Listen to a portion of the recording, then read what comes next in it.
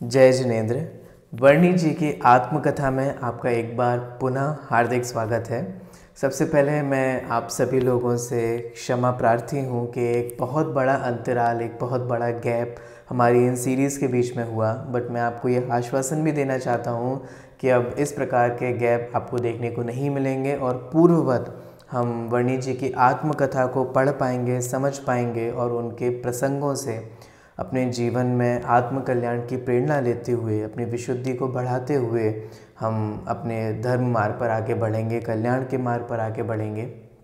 अभी तक हमने यहाँ पर ये देखा था कि कैसे वर्णी जी को रामलीला देखने का भाव आता है और वे अपने सभी दोस्तों को, मित्रगणों को ले जाते हैं और वे आज्ञा नहीं ले पाते हैं किसी से, और बाबा जी इस बात से बहुत नाराज़ हो जाते हैं कि कहीं अचानक वे नाव में सवार होकर के जा रहे थे और वो नाव डगमगा जाती, गिर जाते अथवा कुछ अनहोनी घट जाती तो क्या होता, विद्यालय पर कितना बड़ा कलंक आ सकता था।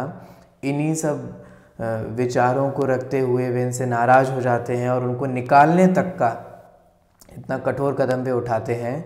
और फिर अप्स एंड डाउन्स होते हैं, चीज़ें पलटती हैं, वो समझाते हैं, भाषण होता है और यथास्थिति धीरे धीरे समझ जाते हैं और वे अपना जो भी उन्होंने निष्कासन वाली बात कही थी और वो उससे मना कर देते हैं। फिर वो चिट्ठी भी जो होती है, जो देने के लिए कही गई थी, वो भी रहस्य प्रकट हो जाता है। तो कहीं ना कहीं बाबा जी का जो चित्त होता है वो बहुत खेद खिन्न हो जाता है इस मायाचारमय प्रवृत्ति को देखकर, संसार के स्वार्थ को देखकर, और वे अपने पद से इस्तीफा दे देते हैं और वर्णी जी को भी ये सलाह देते हैं कि खूब परोपकार करना, दूसरों के कल्याण के मार्ग में प्रवृत्त होना, बट अध्यक्ष नहीं बनना, किसी पद पर आसीन नहीं होना।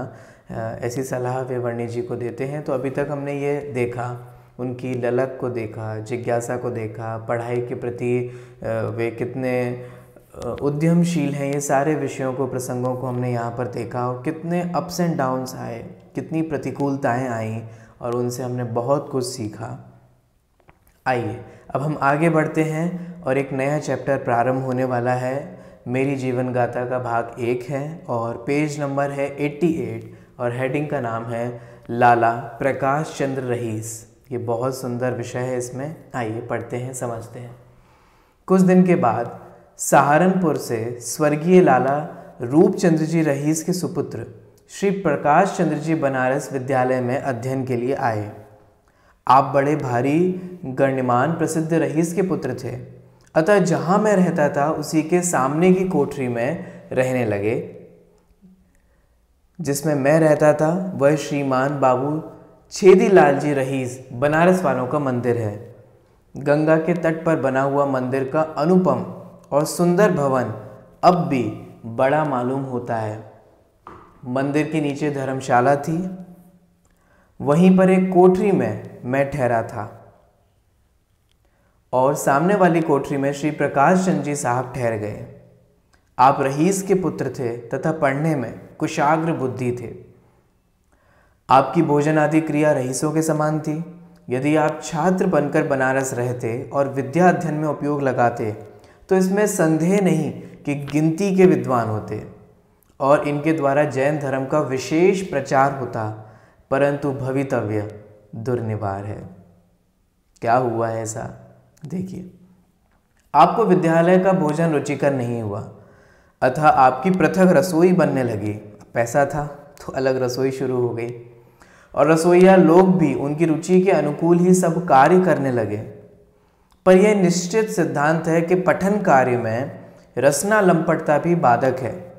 यहाँ तक ही सीमा रहती तो कुछ हानि न थी, पर आप बहुत कुछ आगे बढ़ चुके थे। ऐसा क्या हुआ, देखिए, समझते हैं। एक दिन छात्रगण, मैं तथा आप प्रतिपदा की छुट्टी होने से सायंकाल के समय मंदाकिनी के मंदिर गए थे। वंदना कर जिस मार्ग से वापस लौट रहे थे उसमें एक नाटक गृह था। उस दिन हसीरे हिर्स नाटक था। आप बोले, चलो नाटक देखावे। हम छात्र लोगों ने कहा, प्रथम तो हम लोगों के पास पैसा नहीं है, दूसरे सुपरिटेंडेंट साहब से छुट्टी नहीं लाए, अतः हम तो नहीं जाते। परंतु आप तो स्वतंत्र प्रकृति के निर्भय रईस पुत्र थे, अतः कहने लगे, हम तो नाटक देखकर ही आवेंगे। हम लोग तो उसी समय चले आए, पर आप नाटक देखकर रात्रि के 2 बजे भदैनी घाट पहुंचे। प्रातःकाल शौच आदि से निवृत्त होकर पढ़ने के लिए चले गए। लाला प्रकाश चंद्र जी केवल साहित्य ग्रंथ पढ़ते थे। धनिक होने से सुपरिटेंडेंट साहब भी आप पर कोई विशेष दबाव नहीं था। अध्यापकगण यद्यपि आप पर इस बात का बहुत कुछ प्रभाव डालते थे कि केवल साहित्य पढ़ने से विशेष लाभ नहीं, इसके साथ न्याय और धर्म शास्त्र का भी अध्ययन करो, परंतु आप बातों में ही टाल देते थे और धर्म शर्माभ्युदय के 4 या 5 श्लोक पढ़कर अपने को छात्र गणों में मुख्य समझने लगे थे। ठीक है, कैसे पैसे में आदमी को कैसी कैसी प्रवृत्ति हो जाती है और कैसे जीवन हो जाता है, उसका आकलन यहाँ पर किया गया है। देखिए, जिस दिन आप नाटक देखकर आए, न जाने क्यों उस दिन से आपकी प्रवृत्ति एकदम विरुद्ध हो गई। सिंपल सी बात है। देखिए, जब नाटक चलते थे तब नाटक के ज़माने की बात की जा रही है। आज सीरियल और मूवीज़ चलती हैं तो उसकी बात कही जा रही है। बहुत सिंपल सी बात है, जैसे ही हम चीज़ों को देखते हैं बस वही प्रभाव हमारे चित्त में पड़ता है। वो नाटक को देखकर न जाने क्या हुआ, उनकी मैंने एकदम से बिल्कुल विरुद्ध हो गए। प्रवृत्तियाँ, काम काज, सब कुछ। कैसे? देखिए, आपके 2 ही काम मुख्य रह गए। पहला तो दिन को भोजन के बाद 4 बजे तक सोना, दूसरा रात्रि को 12 बजे तक नाटक देखना। पश्चात 2 घंटा कहाँ पर बिताते भगवान जाने। 2:30 बजे निवास स्थान पर आते थे। एक दिन बड़े आग्रह के साथ हमसे बोले, नाटक देखने चलो। मैंने कहा, मैं नहीं जाता। आप तो 3 रुपए की कुर्सी पर आसीन होंगे और हम छोटे के टिकट में गंवार मनुष्यों के बीच बैठकर सिगरेट तथा बीड़ी की गंध सूंघेंगे। यह मुझसे ना होगा। आप बोले, अच्छा 3 रुपए की टिकट पर देखना। मैंने कहा, एक दिन देखने से क्या होगा? अब आपने झट से 1000 रुपए का नोट मेरे हाथ में देते हुए कहा, लो 12 मास का जिम्मा मैं लेता हूँ। मैं डर गया। मैंने उनका नोट उन्हें देते हुए कहा कि जब रात्रि भर नाटक देखेंगे तब पाठ्य पुस्तक कब देखेंगे? और यही आजकल हो रहा है कि रात भर हम मूवीज़ देख रहे हैं, वेब सीरीज़ देख रहे हैं, है ना। और इन सबको देखते देखते ही देखेंगे तो शास्त्र स्वाध्याय, पाठ्य पुस्तक आदि को कब देखेंगे? विचार करने वाली बात है। अतः आप कृपा कीजिए, मेरे साथ ऐसा व्यवहार करना अच्छा नहीं। कोई और व्यक्ति होता तो फ्री में क्या जाता है, मुफ्त का चंदन घिस मेरे नंदन, है ना। फ्री में आराम से नाटक देखने को मिल रहा है और जाओ। लेकिन उन्होंने कहा, अगर हम नाटक ही देखते रहेंगे तो पुस्तकों को कब देखेंगे, कब पढ़ेंगे? देखिए, अतः आप कृपा कीजिए, मेरे साथ ऐसा व्यवहार करना अच्छा नहीं। तथा आपको भी उचित है कि यदि बनारस आए हो तो विद्या अर्जन द्वारा पंडित बनकर जाओ, जिसमें आपके पिता को आनंद हो और आपके द्वारा जैन धर्म का प्रचार भी हो। क्योंकि आप धनाढ्य हैं, आपका कंठ भी उत्तम है, बुद्धि भी निर्मल है और रूप सौंदर्य में भी आप राजकुमारों को लज्जित करते हैं। आशा है आप हमारी सम्मति को अपनावेंगे।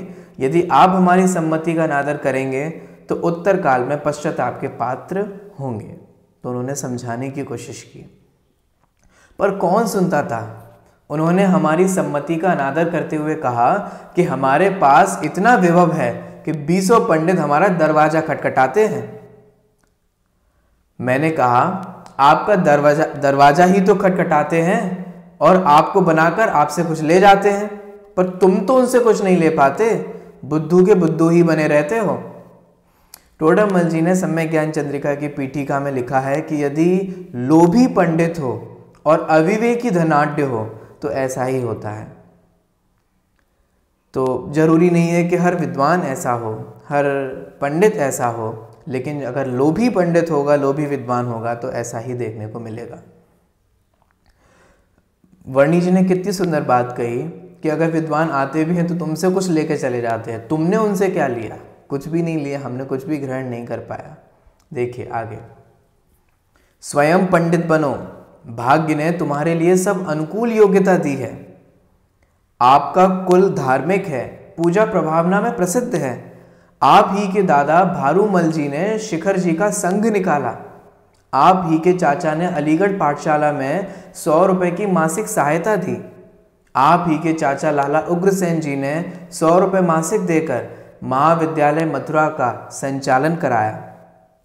और आप ही के चाचा यहाँ न्याय दिवाकर पंडित पन्नालाल जी साहब अधिकांश निवास करते थे तथा पंडित न्याय दिवाकर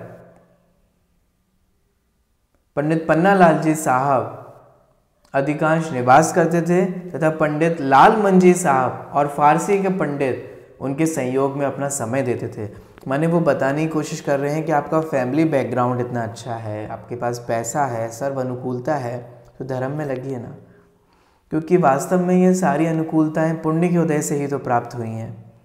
होशियारी इसी में ही है ना कि हमने पूर्व में पुण्य के उदय से ये सारी चीज़ें प्राप्त की हैं, तो उसको हम अभी वर्तमान में धर्म में जीवन बिता करके उसका सदुपयोग करें। वरना विषय भोग में जीवन बिताना और पंचेंद्रिय के विषयों में ही अपने आप को मग्न कर देना, इसमें कौन सा नई बात है, इसमें कौन सा बड़प्पन है? विचार कीजिएगा, देखिए।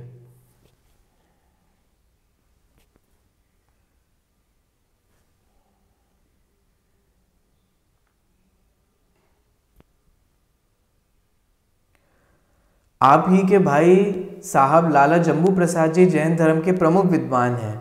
विद्वान ही नहीं, प्रतिदिन 4 घंटा नित्य नियम में लगाते हैं। आप ही के भाई लाला हुलासराय जी कितने धर्मात्मा हैं, यह किसी से छिपा नहीं।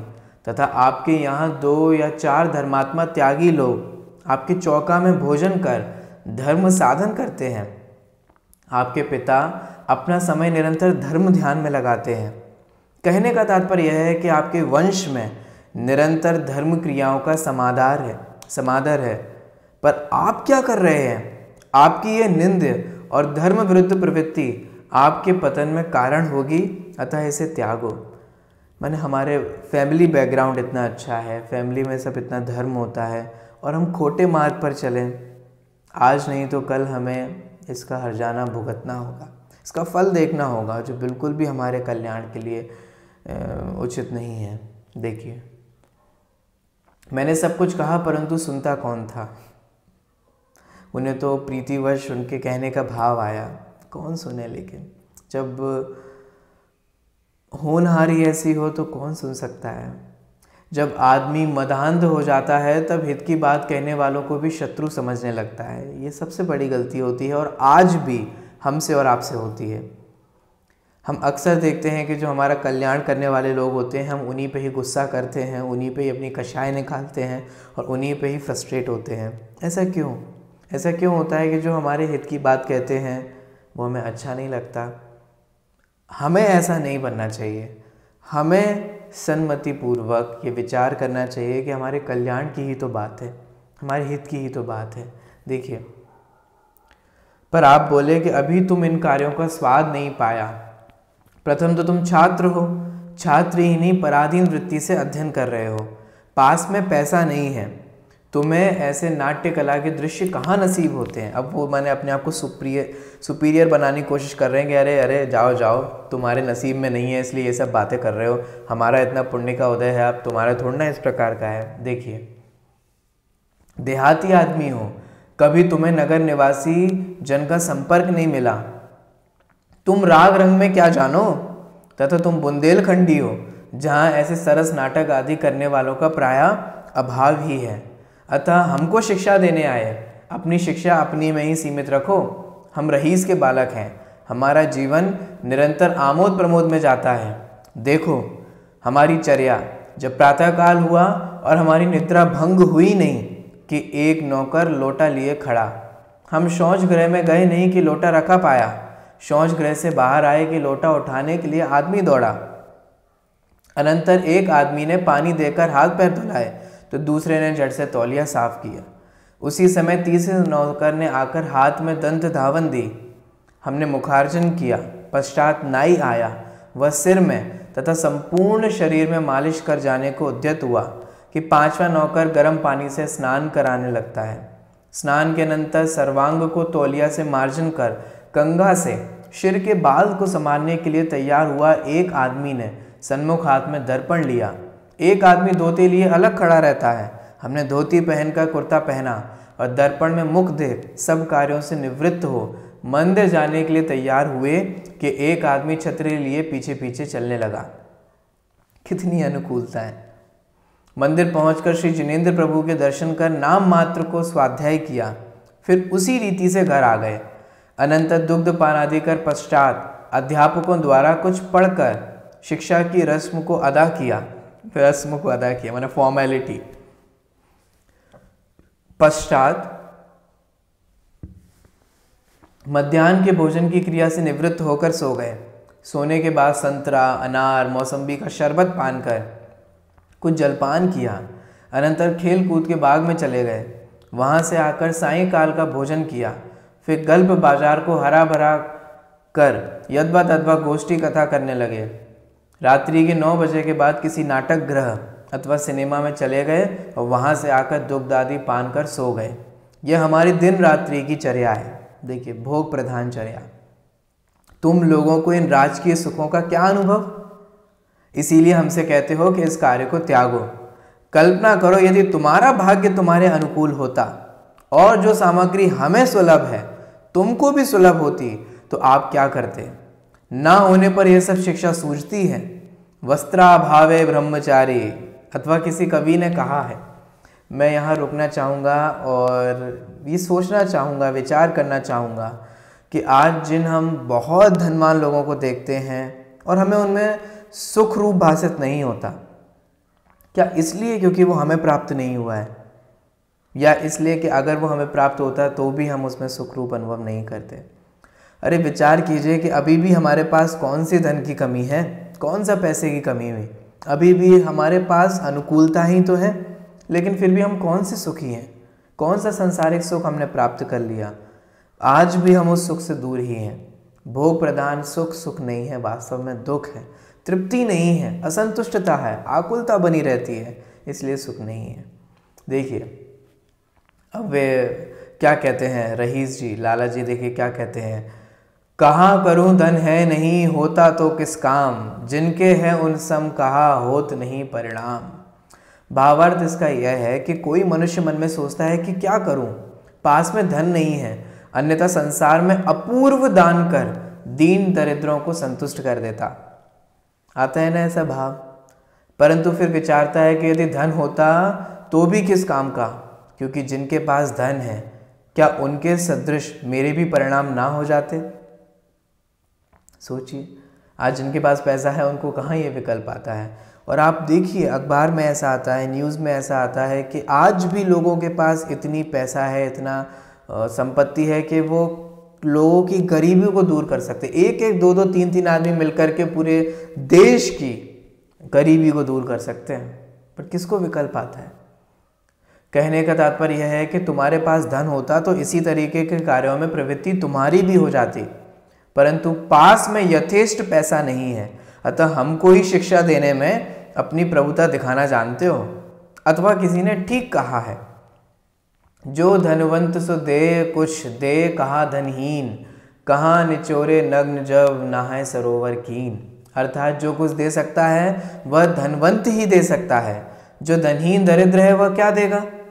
जैसे सरोवर में स्नान करने वाला नग्न जन वस्त्र न होने से क्या निचोड़ेगा। अतः तुम्हारे पास कुछ पैसा तो है नहीं, इसीलिए हमें शिक्षा देने आए हो।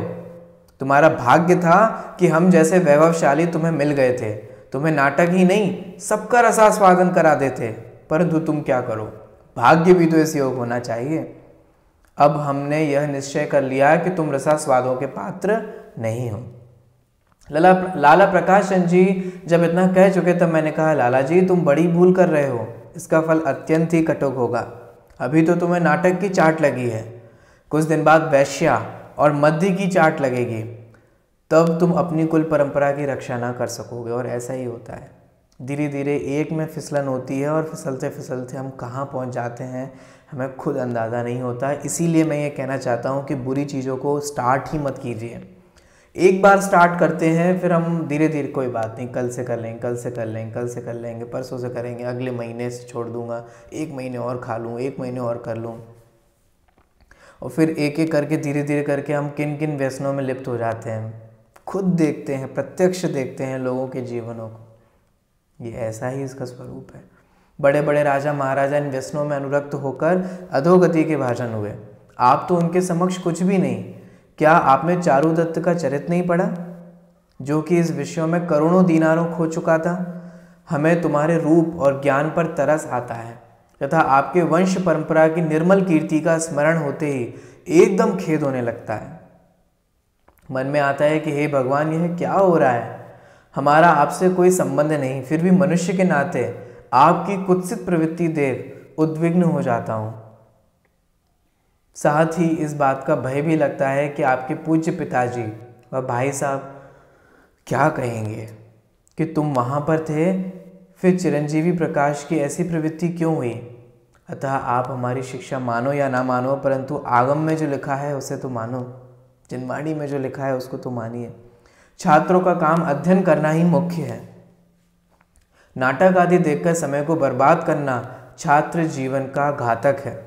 तुम्हारी बुद्धि निर्मल है, अभी वय भी छोटा है, अभी तुम समीचीन मार्ग में आ सकते हो, अभी तुम्हें लज्जा है। व्यसनों में लीन होकर के फिर धीरे धीरे शर्म भी नहीं रहती, निर्लज्ज हो जाते हैं। गुरु जी का भय है, और वह यह भी भय है कि पिताजी ना जान सकें। खर्च के लिए पिताजी 250 रुपये मासिक ही तो भेजते हैं, पर तुम 250 की एवज में 500 रुपये मासिक व्यय करते हो। यदि ऐसा ना होता तो 2 मास में तुम्हें 500 रुपये कर्ज कैसे हो जाते हैं? तुमने हमसे उधार मांगे, यद्यपि मेरे पास पैसे ना थे तो भी मैंने बाई जी की सोने की सांकली गहने रखकर 500 रुपये तुम्हें दिए, फिर भी तुम निरंतर व्यग्र रहते हो। अब 2 मास हो गए, तुम्हें 500 रुपये और चाहिए, तथा बाई जी कहती हैं कि भैया सांकली लाओ। अतः मैं असमंजस में पड़ गया हूँ। दैव योग से उसी दिन लाला प्रकाश चंद का 1000 रुपये का आए और 500 रुपये मुझे दे दिए, तो मैं बाई जी की चिंता से उन्मुक्त हुआ। बातचीत का सिलसिला जारी रखते हुए मैंने कहा, कहो प्रकाश, अब क्या इस कुटेव को छोड़ोगे या गर्त में पड़े रहोगे? बहुत कुछ कहा, परंतु एक भी ना सुनी, और निरंतर प्रति रात्रि नाटक देखने के लिए जाना और रात्रि के 2 बजे वापस आना, यह उनका मुख्य कार्य जारी रहा। कभी कभी तो प्रातः काल आते थे।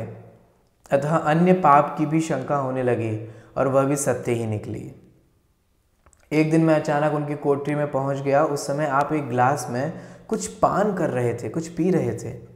मुझे देखते ही उन्होंने वह गिलास गंगा तट पर फेंक दिया। मैंने कहा, क्या था? आप बोले, गुलाब शरबत था। मैंने कहा, फेंकने की क्या आवश्यकता थी? आप बोले, उसमें कीड़ी निकल आई थी। मैंने कहा, ठीक, पर गिलास फेंकने की आवश्यकता ना थी। आपने कुछ अभिमान के साथ कहा, हम लोग रईस हैं, ऐसी परवाह नहीं करते। मैंने कहा, ठीक, परंतु यह जो गंध महक रही है, यह किसकी है? आप बोले, तुम्हें यदि संदेह है तो पीकर देख लो। महाराज, लाओ एक गिलास शरबत गुलाब का, इनको पिला दो, तब इनको पता लग जाएगा क्या है।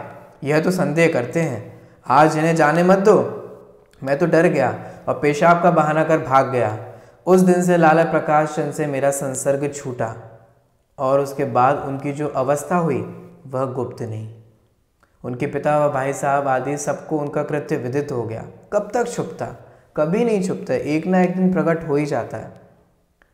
उसी वर्ष उनकी शादी राजा दीनदयाल, जो नवाब हैदराबाद के यहाँ रहते थे, उनके यहाँ हो गई। उनका चरित्र सुधारने के लिए यह सब कुछ उपाय किए गए, परंतु सब विफल हुए।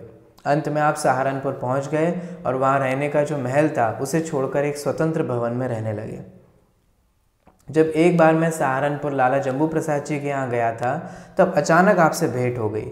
आप बलात्कार मुझे अपने भवन में ले गए और नाना प्रकार के उपालंब देने लगे, माने तंग करने लगे, व्यंग करने लगे कि तुम्हें उचित था कि हमें सुमार्ग पर लाने का प्रयत्न करते। मैंने पहले तो सुना नहीं, समझा नहीं, बट एक स्टेज ऐसी आ जाती है जब आदमी खुद उन व्यसनों से निकलना चाहता है, लेकिन व्यसनों से निकल नहीं पाता।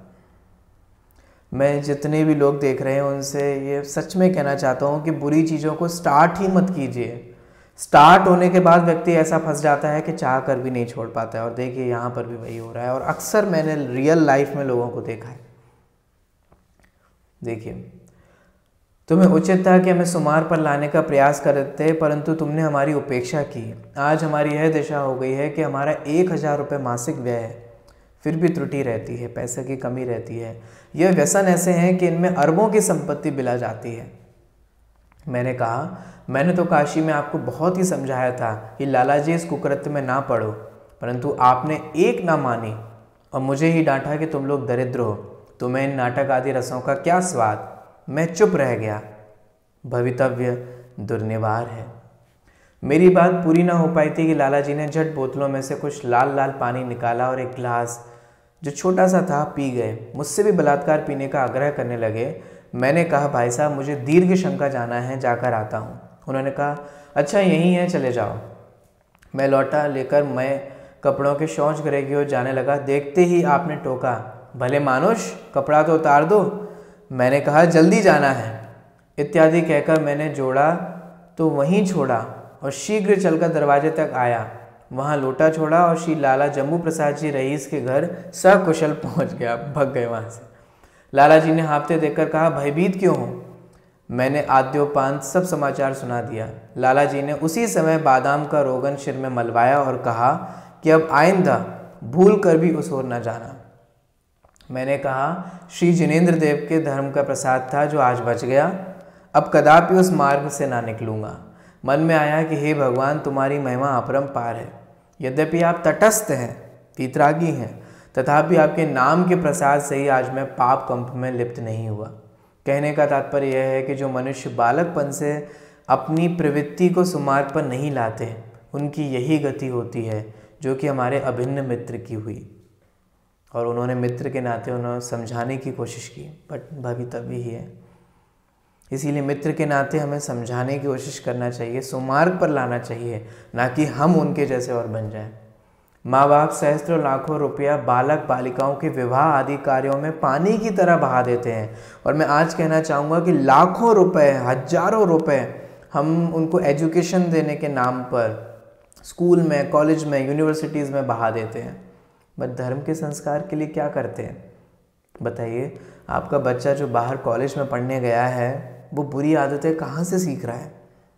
सोचिए, विचार कीजिए। विवाह आदि कार्यों में कितने कितने पैसे बर्बाद हो जाते हैं, परंतु जिसमें उनका जीवन सुखमय बीते, ऐसी शिक्षा में पैसा व्यय करने के लिए कृपण ही रहते, कंजूस हो जाते हैं धर्म की शिक्षा के लिए। और ये तो बिल्कुल फ्री है, फिर भी हम प्रेरणा नहीं देते, फिर भी हम दबाव नहीं, जो भी साम दाम दंड भेद से किसी भी प्रकार से हम उनको पढ़ने के लिए नहीं कहते, प्रेरणा नहीं देते। ऐसा क्यों? यही कारण है कि भारत के बालक प्रायः बालकपन से ही कुसंगति में पढ़कर अपना सर्वस्व नष्ट कर देते हैं। इस विषय में विशेष लिखकर पाठकों का समय नहीं लेना चाहता। उन्होंने इशारा कर दिया हमारे लिए कि जो संस्कार देने हैं वो शुरू से दीजिएगा, वरना एक बार जब वो हाथ से निकल जाएगा ना, तब वो किसी की भी मेरे लाइफ में रियल एनकाउंटर्स होते हैं। लोग कहते हैं कि हमारे बच्चे को समझा दो, इसको समझा दो, बट अब क्या होगा? अब तो वो इतना बड़ा हो गया, अब तो वो आपकी नहीं सुनता, किसी की नहीं सुनता, और वो निकलना भी चाहे तो वो भी नहीं निकल पाता। इसीलिए प्रारंभ से ही हमारे को ऐसे संस्कार देना चाहिए और इसके उपाय करना चाहिए। जितना ध्यान एजुकेशन पे, लौकिक शिक्षा पे लगा रहे हैं, उतना ध्यान धर्म की शिक्षा पर भी लगाना चाहिए। अंत में लाला प्रकाश चंद जी का जीवन राग रंग में गया। आपके कोई पुत्र नहीं हुआ। इस प्रकार संसार की दशा देखकर उत्तम पुरुषों को उचित है कि अपने बालकों को सुमार्ग पर लाने के लिए स्कूली शिक्षा के पहले स्कूल की शिक्षा से पहले धार्मिक शिक्षा दें और उनकी कुत्सित प्रवृत्ति पर प्रारंभ से ही नियंत्रण रखें। अस्तु। तो धार्मिक शिक्षा पहले और लौकिक शिक्षा बाद में। लौकिक शिक्षा कम ज़्यादा होगी तो भी चलेगी, लेकिन धार्मिक शिक्षा नहीं होगा तो जीवन नहीं चल पाएगा। इसीलिए स्वयं अपने आप को धर्ममय बनावें और अपने आसपास के लोगों को भी धर्म की शिक्षा को ग्रहण करने के लिए प्रेरणा देवें और अपने घर में अपने बच्चों को धर्म में संस्कार देने के लिए उपाय करें। इस प्रकार हमने यहाँ पर उन लाला जी के जीवन से कैसे रहीसी उनको ले डूबी, कैसे व्यसन उनको ले डूबे, ये हमने देखा, सीखा। दूसरों के जीवन से सीखिए, स्वयं बार बार अग्नि में हाथ मत डालिए, इन व्यसनों में बिल्कुल नहीं पड़िए, धर्म में जीवन बनाइए। आगे और कैसे कैसे जीवन में उनके नाना प्रसंग आते हैं, इनकी चर्चा हम आगे के भागों में करेंगे। तब तक के लिए मैं आपसे विदा लेता हूँ। आपको मेरा सादर जय जिनेंद्र।